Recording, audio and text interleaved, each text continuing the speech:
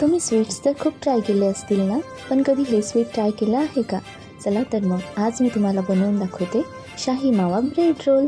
काजळ लावणे आले मी आज, असं नका बघू अहो येते मला लाज. केला शृंगार आज घातलं या साज, दिसते मी भारी जणू अप्सरा मी खास. नखरेवाली कुठे निघाली घालून साडी लाल गुलाबी, पागल करते तुझे मोरनीशी चाल. गुलाबी साडी आणि लाली लाल लाल, दिसते मी भारी राजा फोटो माझा काढ.